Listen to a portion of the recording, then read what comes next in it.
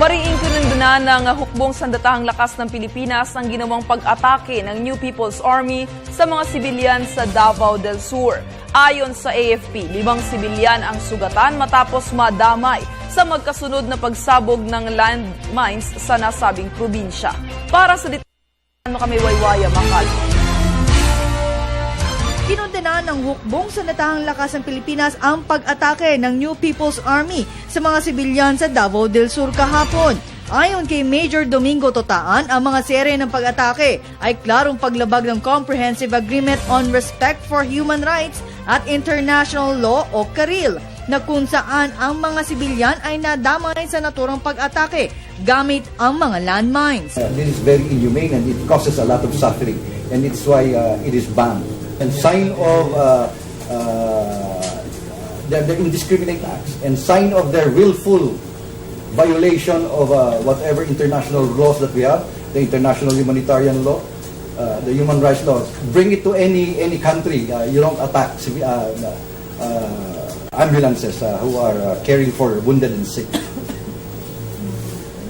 And this is probably a way for them to show that how notorious that they are. As far as this without due regard for rule of law. And just reiterate the statement that we made on this, the AFP condemns this desperate attack. Nagsimula ang insidente ng makasagupan ng NPA sa Sitio Balatakay, Barangay Managa, Bansalan, Davao del Sur at biglang pinasabog ng grupo ang landmine sa lugar dakong alas 11 ng umaga kahapon.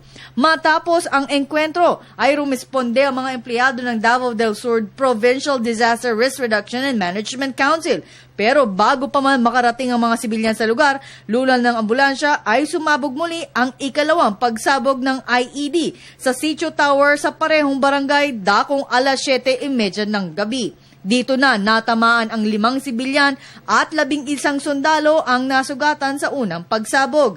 4 sa mga sibilyan ay nasa critical na kondisyon ngayon. Itinuturong nasa likod ng pagsabog ay si Minandro Villanueva, ang Sub-Regional Committee Secretary ng NPA sa Southern Mindanao. Dagdag ni Totaan na lumiliit na ang kanilang puwersa na umaabot na lamang sa 200 miyembro sa Davao del Sur. Kaya naman, maging ang mga inoseteng sibilyan ay dinadamay na ng grupo. And that is the reason why they're resorting into treacherous acts. They're resorting into indiscriminate acts wherein they don't anymore distinguish military targets from military targets, and most especially they are now they have at this incident attacked persons who are carrying the international banner of the Red Cross. Para sa Telebisyon ng Bayan, Waywaya Makal.